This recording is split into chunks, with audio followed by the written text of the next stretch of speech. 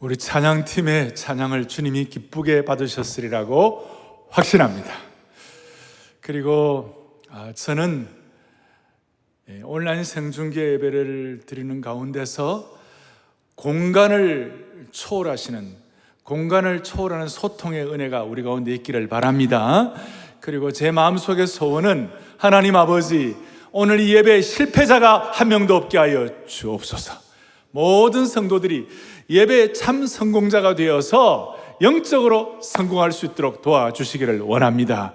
하는 간절함이 제게 있고요. 그 다음에 이 온라인 생중계 예배를 드리는 예배 가이드라인을 제가 하나 제시한다면, 여러분, 다니엘이 그가 그 하루에 3번씩 기도할 때마다 예루살렘을 향하여 창문을 열고, 그러니까 여러분 정말 마음을 같이하여 교회를 향하여 우리가 마음을 여는 그런 자세를 가지고 우리가 딱 집중해서 그렇게 다니엘처럼 마음을 모으면 하나님이 이 예배를 기쁘게 받으시고 참 예배자의 영적 성공을 주시리라고 확신합니다. 자, 그런 마음으로 오늘은 스가랴 강의 10번째 한결같은 순금등대파라는 제목으로 말씀을 전하겠습니다. 제가 이 말씀을 준비하면서 제 마음에 참 깜짝 놀란 것은 뭐냐면, 그때 스가랴가 당한 그 시대의 상황과 오늘의 이 우리의 상황이 너무 이렇게 서로 이렇게 비슷하다는 거예요. 마치 데자뷰 같고 기시감 같은 것이 느껴졌어요. 그래서 하나님께서 스가랴에게 환상을 주셔서 당시에 이스라엘 백성들의 그 어려운 장애물들을 돌파하게 하셨듯이, 오늘 우리에게도 이 말씀 가지시고 우리 앞에 있는 시대적 장애물을 극복할 수 있도록 은혜 주시기를 바랍니다. 코로나의 홍해도 건널 수 있도록 불쌍히 여겨 주시기를 바라는 것입니다. 오늘 이 말씀의 환상의 배경은 이스라엘 백성들이 반세기가 넘도록 바벨론에서 포로 생활을 하고 있었습니다. 가난하고도 불쌍한 상황이었습니다. 그리고 돌아와서 제일 먼저 했던 그 일들이 하나님의 전을 다시 재건하는 것이었습니다. 그런데 재건하는 가운데 그냥 되는 것이 아니었고, 얼마나 힘이 들었는지, 사마리아 사람들의 악의에 찬 방해 공작이 있었고, 주위에 복잡하고도 어려운 환경 가운데 애초에 꿈과 열심이 다 식어져 버리고 마치 싹이 돋자마자 짓밟혀 버리듯이 좌절감이 있고 정신적 상처가 말로 다 할 수가 없었어요. 그리고 내부적으로도 패배주의가 득세하기 시작했고, 또 이 스가랴나 그리고 오늘 스룹바벨이나 또 대제사장 여호수아 이런 리더들에 대한 리더십에 대한 어떤 공격도 많이 있었어요. 한마디로 말해서 잔인한 상황이었어요. 무슨 상황이었다고요? 잔인한 상황이었어요. 그 결과 사람들의 마음속에 회의감이 들었어요. 하나님, 주님의 일을 한번 제대로 해보려고 하는데 왜 이런 어려움이 우리에게 있습니까? 왜 이런 어려운 상황으로 우리를 몰아넣으십니까? 그래서 오죽하면 7절에 큰 산아 너가 무엇이냐, 큰 산아 내가 무엇이냐, 큰 산 같은 것들이 앞에 놓여 있었다는 것입니다. 큰 산은 모든 난제, 어떻게 보면 역경의 종합 선물 세트와 같다고 말할 수 있습니다. 다른 말로 하면 하나님의 뜻이 이루어지지 못하도록 하는 모든 적대의 세력을 총칭한다. 모든 적대 세력의 종합 선물 세트. 이런 상황에서 제가 이제 질문을 좀 스스로 해보았어요. 이런 상황에서 누가 주저앉아버린 사람들의 사기를 진작시킬 것인가? 누가 꿈을 상실한 사람들에게 다시 한번 소명의 비전을 심어줄 것인가? 누가 하나님 앞에서, 누가 현실에 대해서 냉소적인 사람들, 그 사람들의 무관심의 벽을 털어버리고 다시 회복시켜 주실 것인가? 누가 이제는 아무리 노력해도 소용이 없다고 자포자기한 사람들을 다시 일으켜 세워줄 것인가? 회사에서 신앙생활을 잘한다고 그러면 어떤 사람들은 따가운 시선을 받습니다. 이런 상황 가운데 누가 이렇게 세워줄 것인가? 오늘 이런 난관을 살아계신 하나님의 말씀으로 극복할 수 있도록 해주시기를 바랍니다. 이 난관을. 그래서 오늘은 특별히 우리가 이 줌으로 영상으로 동시에 많은 분들이 들어오고 계시는데요, 제가 은혜를 주시기를 바랍니다. 그러면 할렐루야 두 손을 바짝 들어보겠습니다. 오늘 누가 이 상황을 극복시킬 것인가? 오늘 말씀을 통해 이 난관을 극복시켜 주실 줄로 믿습니다. 할렐루야, 할렐루야, 할렐루야, 할렐루야. 그래서 오늘 영상을 관통하는 하나님의 말씀을 통한 말씀의 기름 부으심과 소통의 능력을 여러분들에게 주시기를 바랍니다. 본문을 조금 더 보도록 하겠습니다. 본문을 보면 적대적인 환경 가운데서 초락하고 미약하고 포로에서 귀환한 연약한 공동체가 어떻게 살아남을 수 있겠는가? 그래서 큰 산한 내가 무엇이냐 이런 상황에서 답이 뭡니까? 지난주일과 연결시켜 볼 때 힘으로도 되지 아니하고 능으로도 되지 아니하고 오직 나의 신으로 되느니라, 나의 영으로 되느니라. 할렐루야. 자, 우리 영상으로 힘으로도 되지 아니하고 능으로도 되지 아니하고 오직 나의 영으로 되느니라. 할렐루야. 오히려 여러분들 이 예배당에 다 참석해가지고 우리가 정말 수만 명의 성도들이 모여가지고 마음을 같이 할렐루야 하는 그보다도 더 큰 집중력을 주셔서 하나님 앞에서 그렇습니다 하고 은혜 받기를 바랍니다. 자, 다시 한번 그렇습니다. 그렇습니다. 그렇습니다. 그렇습니다. 제가 어릴 때 대학부 시절에 가만히 생각해 보면 그때부터 지금까지 많은 난관들이 많았어요. 그런데 그럴 때마다 오늘 이 말씀이 저에게는 밤하늘에, 깜깜한 밤하늘에 북극성이 있으면 북쪽이 제시되고 그걸 통하여 남쪽, 서쪽, 동쪽 이렇게 하듯이 힘으로도 되지 아니하고 능으로도 되지 아니하고 오직 옛날에는 나의 신으로 되느니라, 나의 영으로 되느니라, 나의 기름 부음으로 되느니라. 그것이 그렇게 저에게는 저의 사역의 중요한 슬로건이요, 어떤 좌표가 되었어요. 마찬가지로 오늘 이 말씀이 오늘 코로나 시대를 우리 앞에 놓고 하나님이 여러분들의 생애를 극복시켜 주시는 살아있는 말씀이 되기를 바랍니다. 그 나의 신으로 된다 할 때 그게 무슨 뜻이냐면, 지난주를 이어서 계속 해석을 하면 두 감람나무가 있는데 순금등대에다가 그 감람나무에서 주발로 해가지고 큰 주발에다가 그 금기름이 이렇게 이어진다. 그래서 금기름이 탁 이어지고 그것이 이제 7 파이프를 통하여 내려간다고 그랬는데, 하여튼 금기름의 은혜를 주셔가지고 기름 부음의 현상을 통하여 힘으로도 되지 아니하고 능으로 되지 아니하고 여호와 영으로 된다는 것을 말씀을 해석을 하고 있는 거예요. 그래서 특별히 금기름으로, 그 기름의 역사, 능으로 되지 아니하고 여호와의 신, 여호와 영으로 된다는 역사가 어떤 뜻인가? 우리에게 기름 부음이 있다는 뜻인데, 그 기름 부음에 관해서 오늘 여러분들이 받으신 받으신 우리 설교 노트 보면, 거기 보면 뭐라고 나와 있는가 하면, 성경의 기름은 첫째 뭘 상징한다고 그랬어요? 치유를 상징한다. 치유를. 시편에 보면 우리가 어려울 때 사망의 골짜기 있다 할지라도 여호와께서 내게 기름을 바르시고, 기름은 우리에게 목자가 양을 기름을 통해 치유를 해주시는 거예요.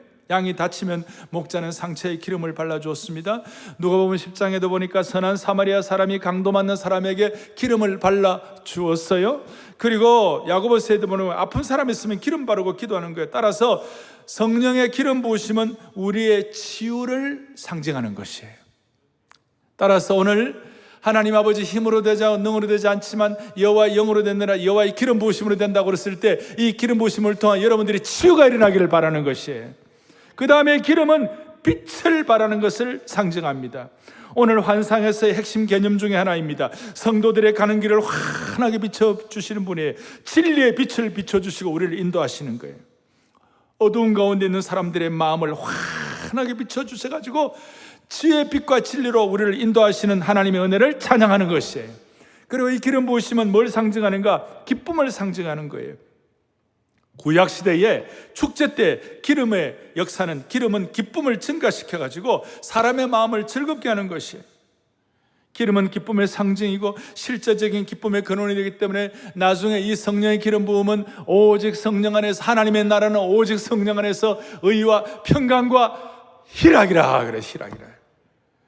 그래서 오늘 이 예배를 통하여 오늘 힘으로 되지 않고 능으로 되지 않는다면 성령의 기름 부으심으로 감람나무를 통하여 금기름이 공급받는 이 현상을 통하여 오늘 저와 여러분들에게 치유가 일어나기를 바라고 진정한 빛의 인도하심을 받기를 바라고 동시에 오늘 이 기름 부으심을 통하여 우리 모두에게 참된 기쁨이 회복되기를 원하는 것입니다. 그렇게 되어서 하나님 은혜를 주셔가지고 실체화되도록. 그러니까 7절에 이제 무슨 일이 벌어지는가, 이 은혜가 너무 좋아가지고 7절 뒤에 하나님 아버지 온 무리가 외치기를 은총이 그에게 있을지어다. 이게 너무 확실하니까 외친다. 은혜 받은 것, 은총, 이것이 외쳐진다는 것이에요. 외쳐진다는 말은 그냥 조근조근 이 정도가 아니라 그게 너무 감사해서 치유와 빛과 기쁨의 은혜를 받아가지고 아주 시끄러울 정도로 큰 소리로 감격을 가지고 즐거운 거룩한 소음을 발휘한다는 거예요. 거룩한 소음.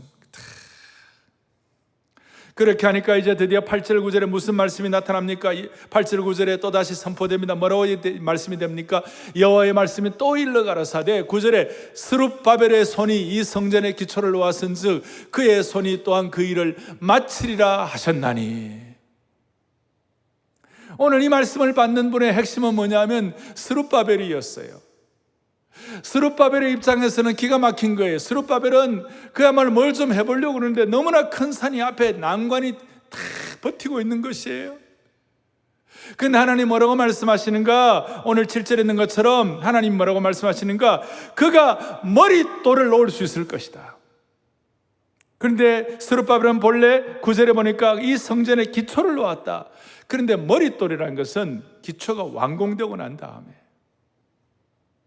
그리고 완성되고 난 다음에 머릿돌을 놓는 것이고, 기초가, 그러니까 이 기초에서 완공될 때까지 16년 동안의 수많은 애환이, 그동안에 많은 어려움들이 있었잖아요. 그런 모든 것들이 있었는데 하나님께서 이제 완공을 상징하는 머릿돌을 놓아 주실 것이다. 그 말씀을 해석천사로부터 들을 때 너무 감격이 되어가지고 그동안 16년 동안에 있었던 수많은 마음의 아픔과 마음의 좌절과 상처, 모든 것들의 체증이 한꺼번에 싹 내려가는 줄로 믿어야 되는 것입니다. 할렐루야! 우리 팀들 다 할렐루야! 우리 그 체증이 내려가는 거예요. 여러분과 저희 생애에 수많은 짐들과 큰 산 같은 것들이 한꺼번에 이제 기초만 놓았다가 수많은 오랜 세월 동안 해결이 안 되고 있다. 이제는 머릿돌이라는 것은 완성을 말하는데, 머릿돌의 완성을 통하여 여러분들의 생애와 우리의 생애, 우리는 눈에 보이지 않는 무형교회 아닙니까? 무형교회의 모든 머릿돌이 완성이 됨으로 말미암아 우리의 삶의 모든 체증들이 완전히 싹 내려갈 수 있기를 바랍니다. 우리가 만약에 21세기의 스룹바벨이라면 이걸 어떻게 해석을 해야 합니까? 사람이 큰 산을 만나면, 부딪히면 거기에 큰 산 앞에서 부서지고 깨어지고 상처받고, 작은 산 만나면 또 작은 상처가 있고 깨어지고 인생이 조각조각 되고. 그러면서 제 마음에 이런 묵상이 들었어요. 큰 산이 있고 그 큰 산 때문에 삶의 조각들이 막 그 조각조각 부서지기도 하고 이렇게 하는데, 지나고 보니까, 인생을 지나놓고 보면 그 부서진 조각조각 하나를 하나님이 창조주가 되시니까, 하나님이 메스터가 되시니까, 하나님이 멋진 작품을 만드시는 분이니까, 조각조각 나고 깨어졌을 때 그 자체는 아프고 어떨 때는 슬프고 어떨 때는 참 좌절이 되고 그럴 때가 있지만, 그 조각 하나하나를 잘 붙이면 하나님이 여기에 명품이 나올 줄로 믿습니다. 그런 마음을 막 주시는 거예요. 그래서 저는 그리스도인의 삶을 종합적으로 해석하면 일종의 모자이크와 같다, 이런 생각이 들었어요. 모자이크는 여러 색깔의 돌들이나 유리나 금속이나 심지어 조개 껍질 등의 다양한 재료를 가지고 조각조각 붙여가지고 그림이나 작품을 만드는 예술 기법이죠.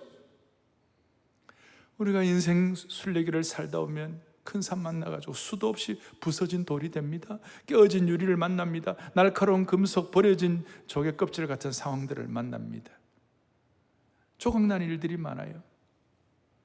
사실 나이가 50이 되고 60이 넘은 분들 가운데서 인생의 벼랑 끝, 삶의 절벽에 서보지 않는 사람이 얼마나 있겠어요? 우리 모두가 다 그 인생의 벼랑 끝 한 번씩 다 경험하는 것이에요. 큰 산을 만나서 조각난 듯한 상황 가운데서 고통의 신음소리를 내보지 않는 사람이 어디 있겠어요? 다 한 번씩 경험하는 것이. 이 세상 사람들은 이런 큰 산을 만나 조각난 것에 대해서 그것을 불행이라는 딱지를 붙이고 고개를 흔들면서 자신의 인생에 대해서 탄식하고 한탄하고 심지어 자기 목숨에 대해서 극단적인 선택을 하는 사람들조차 있는 거예요.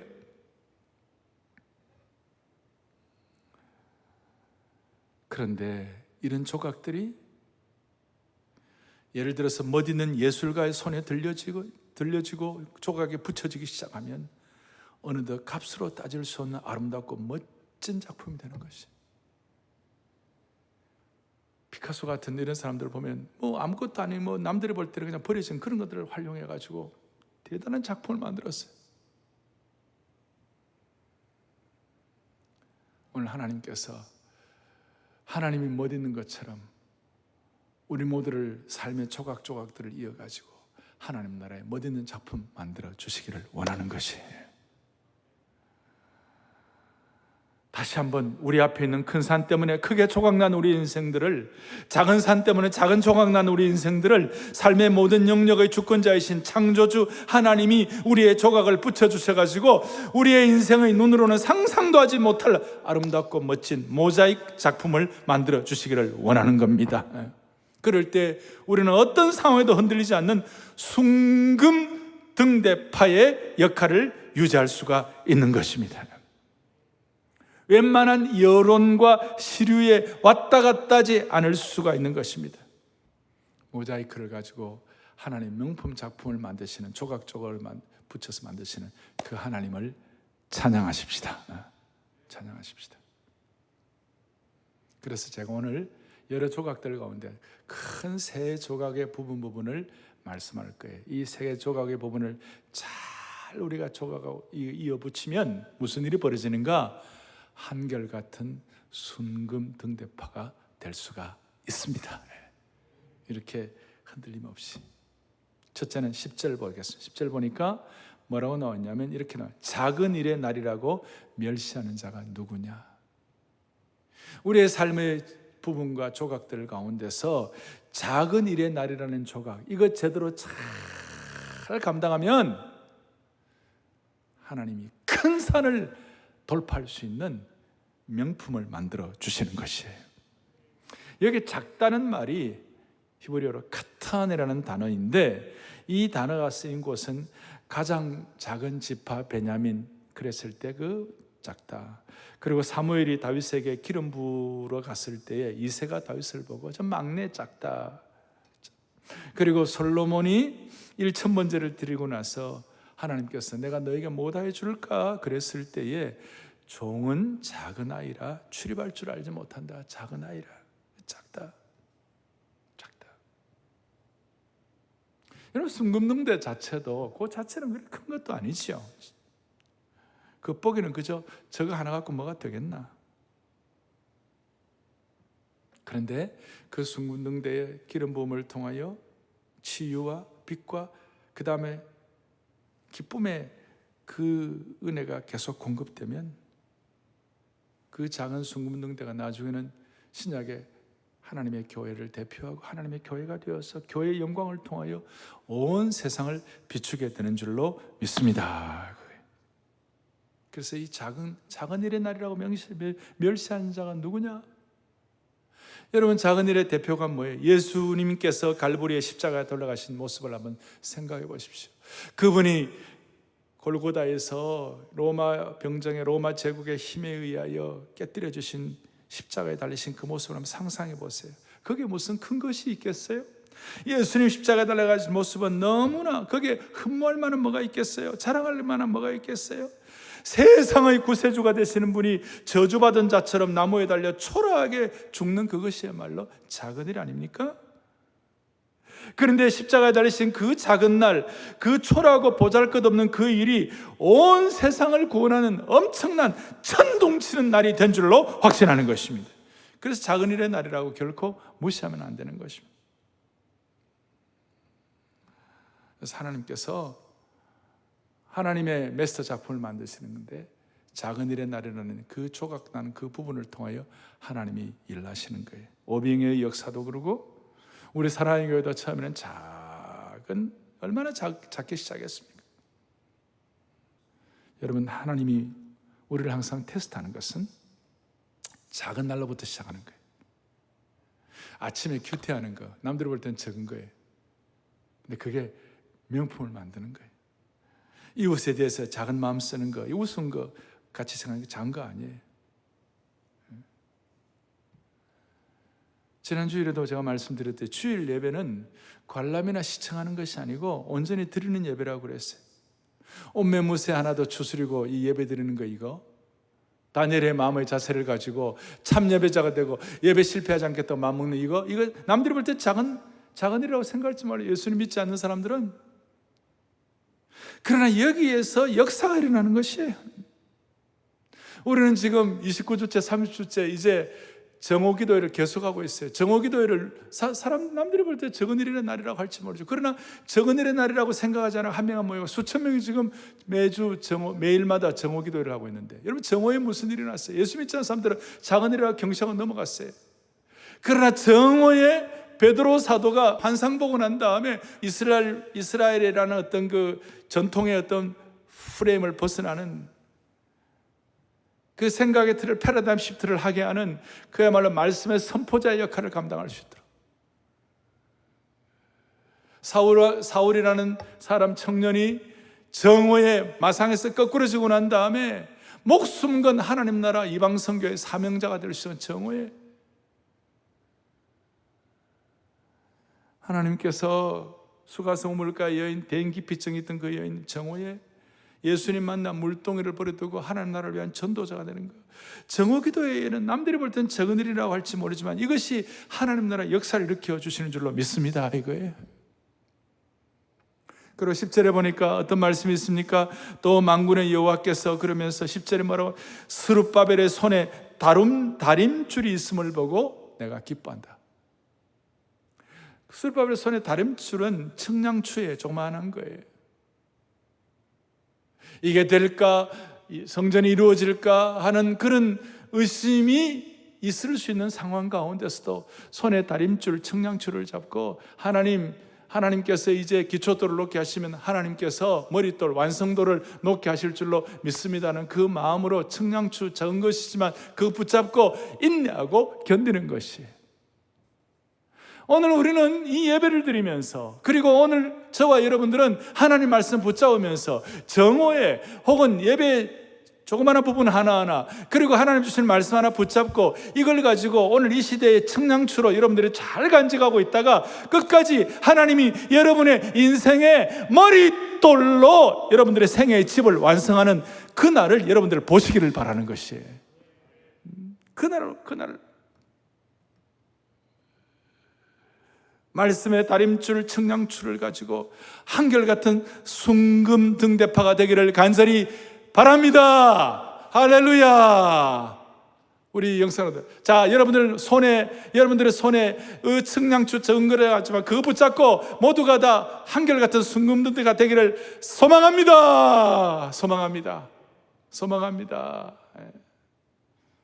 작은 일의 날이라고 무시하지 않는 우리의 그 부분을 잘 모을 때 작품이 되는 것입니다. 두 번째로는 오늘 6절과 7절과 9절과 10절과 또 14절에 대제사장 여호수아와 함께 오늘 이 말씀을 받는 스룹바벨이 나옵니다. 스룹바벨은 당시의 총독이었습니다. 그리고 14절에 그 감람나무로부터 기름 부음 받은 자들 이렇게 나옵니다. 이 기름 부음 받은 자들이란 말을 직접적인 해석을 해보니까 오늘 기름 부음은 자들은 본래 여호수아와 스룹바벨 두 사람을 말하는데, 스룹바벨은 정치적 총독이고 여호수아는 종교적인 제사장이었죠. 그래서 이 두 사람이 실질적으로 기름 부음 받은 자들이다, 이렇게 해석할 수 있고, 이것이 구원의 역사, 언약적 해석 시각을 가지고 볼 때는 베드로전서 2장 9절에 있는 것처럼 왕 같은 제사장, 여기에 깊이 있게 스룹바벨적인 총독의 스룹바벨적인 역할, 제사장, 대제사장 여호수아의 제사장적 역할, 이 두 가지를 같이 한 것이 신약의 베드로가 선포한 대로 왕 같은 제사장. 오늘 이것이 이제 나중에 해석이 확장되어 가지고 요한계시록에도 두 감람나무, 나중에는 결국 이것이 예수 그리스도를 통하여 확증되게 되시는데, 여기에 기름 부음 받은 자 둘이라는 이 말씀의 본래의 히브리 해석은 직역하면 새 기름의 아들들이다. 14절에 기름 부음 받은 자 둘을 직역하면 새 기름의 아들들이다. Sons of the fresh oil. 더 구체적으로 말하면 새 기름으로 온몸이 쩔어 있다. Sated. 온몸이 쩔어 있다는 그런 의미가 되는 것이에요. 오늘 실제적으로 저와 여러분들이 기름 부음 받은 체험의 역사가 우리로 하여금 인생의 하나님 나라를 위한 귀한 순금능대파로서 하나님 나라의 메스터피스, 작품의 한 부분을 이룰 수 있도록 조각으로 역할을 하리라고 믿는 것이에요. 그래서 우리는 하나님의 힘으로도 되지 아니하고 능으로도 되지 아니하고 여호와 영으로 된다는 그 말은 우리가 하나님의 새 기름으로 쩔어있는 하나님의 자녀들이 될 수 있다, 자녀들이 된다. 그러니까 새 기름으로 온몸이 쩔어있는 사람이 된다는 그런 뜻이에요.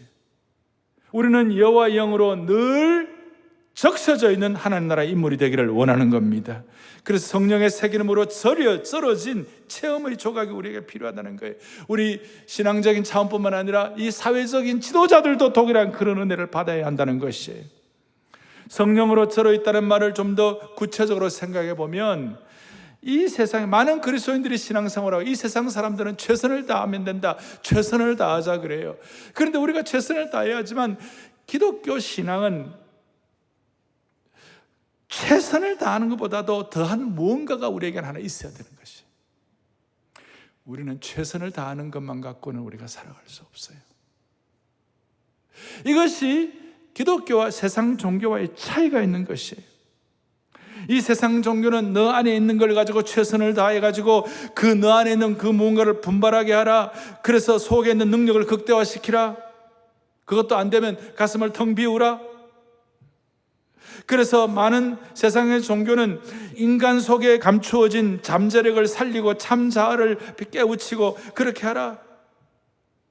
세상은 자아를 일깨우고 잠재력을 신장시키라, 그런 것이 될 수 있지만 우리는 성령 안에서 쩔어있는 사람들이기 때문에 우리는 최선 정도가 아니라 최선에다가 뭐가 있느냐, 하나님이 위로부터 부어주시는 기름 부음의 역사가 우리에게 있어야 된다는 것이에요. 그래서 이것 때문에 우리는 참된 신앙인은 최선을 다하는 삶으로 충분한 것이 아니고 성령으로 쩔어 있어야 되는 것이에요. 성령으로 쩔어 있어요. 그러면서 어제 새벽에 말씀한 것처럼 pray, 기도를 통하여 쩔어 있는 거예요. 하나님을 찬양하고, P, our, repent, 회개하고, 그 다음에 A, 주님께 요청할 것들을 ask하고, 그러면서 Y, yield, 하나님의 뜻에 나를 양보하고, 그게 쩔어 있는 거예요. 사랑하는 성도들이여, 오늘 이 온라인 생중계배에 참여하는 온 성도들이여, 하나님의 은혜를 주셔가지고 우리 가정마다 성령으로 여러분들을 쩔어 있도록, 그렇게 최선 아니 그보다 더한 무엇이 여러분들에게 주어질 수 있도록 붙잡아 주시기를 소망합니다. 소망합니다. 소망합니다. 소망합니다. 세 번째로 10절 하반절에 보니까 이 일곱은 온 세상에 두루다니는 여호와의 눈이라 그랬어요. 이 일곱은 온 세상에도 여호와의 눈이라. 그리고 14절에도 보니까 무슨 말씀이 나오는가 하면 기름 부음 받은 자들이니 온 세상의 주 앞에 서 있는 자니라. 기름 부음 받았다는 이 자 둘인데 온 세상의 주 앞에서, 그러니까 하나님을 통칭할 때 온 세상의 주님이시다. 하나님을 통칭할 때에 온 세상에 두루 다니는 여호와의 눈이다. 그리고 일곱이라 했을 때 이것은 이걸 완전한 것을, 완전수를 말하고, 일곱 눈은 온 땅에 하나님이 어디에나 계시는 소위 omnipresence, 무소부지하신 것. 그리고 신학적으로 볼 때 1장에서 온 땅을 두루다니는 말탄군사들, 이 천상의 기병들, 또 뒤에 6장에 보니까 하늘의, 6장 1절부터 하늘의 병거, 천상의 병거들. 그래서 하나님은 천상의 기병들, 천상의 병거들, 일곱 눈 이런 걸 통하여 저와 여러분의 삶을 다 살펴보고 계신다, 그 뜻이에요. 오늘 그 의식이 우리에게 확실하게 되면 우리는 한결같은 순금등대파가 될 수 있고, 큰 산 앞에서 조각난 인생들이 다시 한번 하나님의 손에, 창조주 하나님의 손에 붙잡혀가지고 마스터 작품을 만들 수가 있습니다. 예. 다시요, 14절에 온 세상의 주님, 또 10절에 두루다니는 여호와의 눈, 온 땅을 감찰하시는. 그래서 온 세상을 보시는, 감찰하시는 그런 하나님의 눈. 우리가 감찰이라는 말을 이렇게 할 때 일반적으로 이 감찰은 부정적이고 스트레스 받고 위협을 느끼는 단어 같아요. 감찰의 사전적인 의미는 직무에 대한 위법이나 비사실에 대한 조사라고 얘기합니다.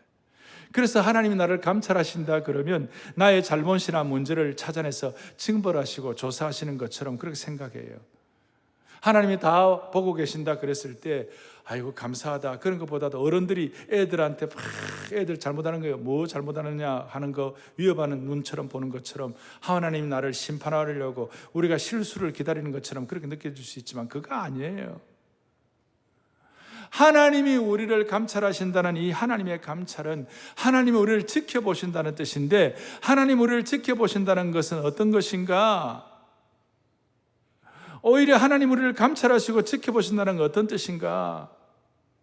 여호와의 눈은 온 땅을 두루 감찰해가지고 우리의 잘못과 문제를 지적하는 것, 우리의 죄악을 감찰하는 것 뿐만 아니라 그거는 이제 시작이고, 더 중요한 목표는 여호와의 눈은 우리를 감찰하사, 온 땅을 두루 감찰하사 자기를 향하여 전심을 향하는 자에게 능력을 베풀어 주시는 하나님인 줄로 믿습니다, 이거예요.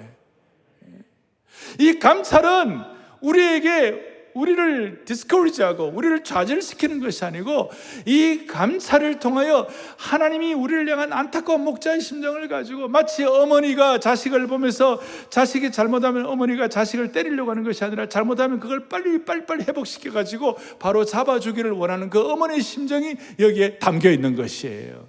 얼마나 중요한지. 그래서 하나님의 감찰에 대해서 제가 해놨죠. 하나님 우리를 감찰하신다는 말은, 어떻게 보면 우리를 위협하는 말이 아니라 가장 우리를 향한 따뜻한 언어, 따뜻한 위로가 되는 말씀이에요.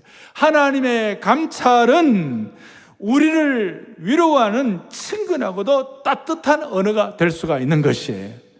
그런 차원에서 여러분들이 받으신 우리 설교 노트, 하나님의 눈으로 우리의 무엇을 감찰하시는가? 첫째는 우리의 뭘 감찰하신다고요? 죄악을 감찰하신다. 죄를 감찰하셔가지고 우리에게 우리를 파괴시키는 것이 아니라 우리 다시 회복하고 돌아올 수 있도록 하시고, 그 다음부터 이제 뭘 감찰하셨죠? 뭘 감찰하신다고요? 고난을 감찰하신다. 그 다음 뭘 감찰하세요? 수고를. 너희들 얼마나 수고하냐? 얼마나 수고하냐? 뭘 감찰하세요? 그 다음에는 수고, 다음에는 원통함. 시편의 곳곳마다 다윗이 고백한 수많은 원통함, 통절함을 하나님이 감찰해 주시는 줄로 확신합니다. 우리 모두의 모든 인생의 원통함을 감찰하시는 주님을 찬양합니다. 찬양한다.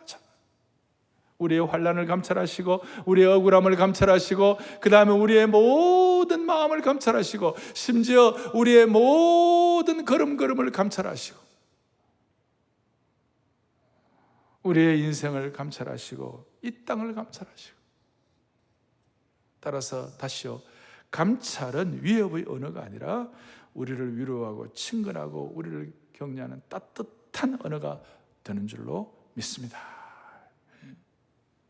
이런 은혜를 받으니까 율법이란 말 자체도 율법을 지키지 못해가지고 하나님과의 관계가 어그러지는 것이 아니라 율법을 지키지 못해서 힘들어하는 사람들을 하나님은 감찰하시고 제사법 주시고 양의 피에 제사법 주셔가지고 다시 회복시켜 주시는 것이.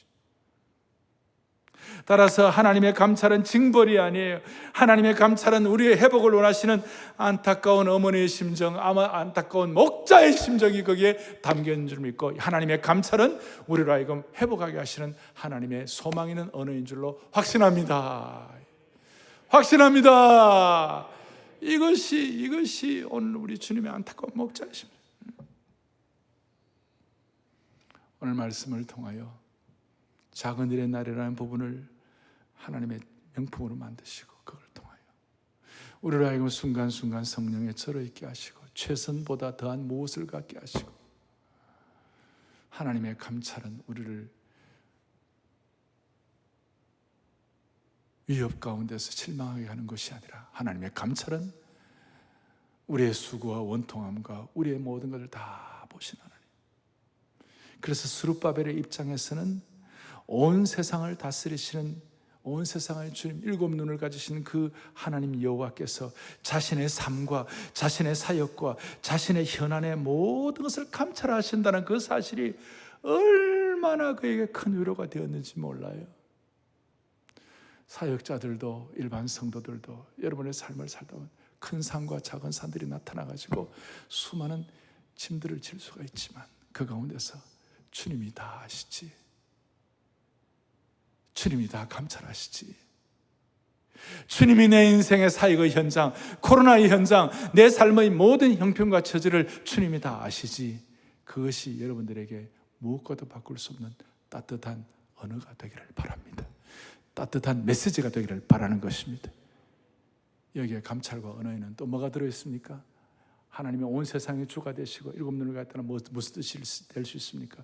10절과 14절에 이것은 세상을 다 품어 넣어라. 심지어 큰 산도 다 품어 넣어라. 그래서 우리의 마음을 하나님 나라에 대한 꿈과 소명을 가지고 우리의 영이 밝아져 가지고 제발 간장종지같이 마음 좁게 하지 말고 은혜의 큰 대접이 되라. 은혜의 큰 함지박이 되라. 은혜의 큰 다라이가 되라. 옛날에는 저 사람 때문에 막 가슴 아프고 막 그랬는데 이 시간 다 품어버리라. 말씀을 정리하겠습니다. 여러분 앞에 큰 산이 있습니까? 여러분 회사에 지금 큰 산이 있습니까? 여러분 가정에 큰 산이 있습니까? 여러분의 인생길에 큰 산이 가로막고 있습니까? 여러분의 힘으로 어떻게 할 수 없는 큰 산입니까? 이 시간 오늘 성령이 주신 음성 가운데 마음을 활짝 여시기를 소망합니다. 소망합니다. 작은 일의 날이 여러분 큰 산을 극복하게 해 주실 것입니다. 그리고 여러분들 마음속에 실제로 성령으로 썰어있는 역사가 일어나도록 도와주실 것입니다. 하나님의 감찰이 하나님의 참 위로와 따뜻한 언어가 될 수 있도록 만들어 주실 것입니다. 살다 보면 시작은 잘하지만 끝이 좋지 않아서 힘들 때가 많이 있습니다. 그런데 성령을 통하여 여러분들이 끝이 아름다운 신앙생활의 주인공들이 될 수 있기를 주님의 이름으로 축복합니다. 다시 한번 축복합니다. 제가 처음 네 가지 질문. 첫 번째, 누가 주저앉아 버린 사람들의 사기를 진작시킬 것인가? 그 다음에 누가 꿈을 상실한 사람들의 소망과 비전을 다시 심어줄 것인가? 누가 현실에서 냉소적 비판주의 사람들의 무관심의 벽을 헐어버리고 다시 회복시킬 것인가? 누가 노력해도 소용없다고 자포자기한 사람들을 일으켜 세워줄 것인가? 순금등대의 환상을 통하여 한결같은 순금등대파가 되게 하여 주셔서 그 모든 산들을 극복하고 주님이 우리의 산을 옮겨주시는 은혜를 찬양하십시다. 예수 산을 옮기시는 찬양하겠습니다. 예수 큰 산을 옮기신다. 예수 산을 옮기시는 예수 산을 옮기시는 내 주는 능력의 주, 그는 구원의 영원한 구원의 창조사, 사망을 이기시고 예수 승리, 예수 큰 산 옮기시는, 예수 큰 산 옮기신 내 주는 능력의 주, 그는 구원의 주, 영원한 구원의 창조사, 사망을 이기시고 예수 승리했네. 아멘, 아멘, 아멘,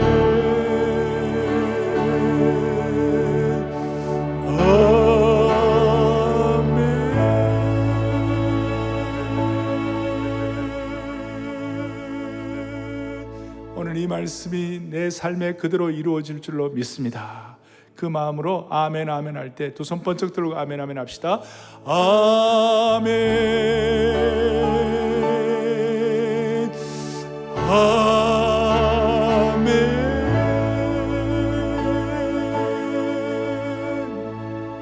아멘. 가슴에 손을 얹겠습니다.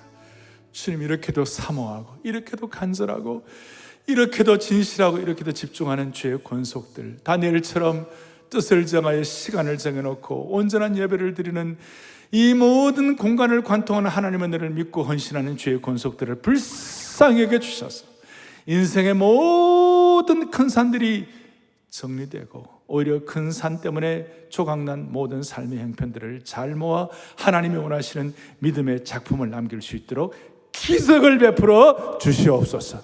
우리 주 예수 그리스도를 받들어 간절히 기도 올리옵나이다. 아멘.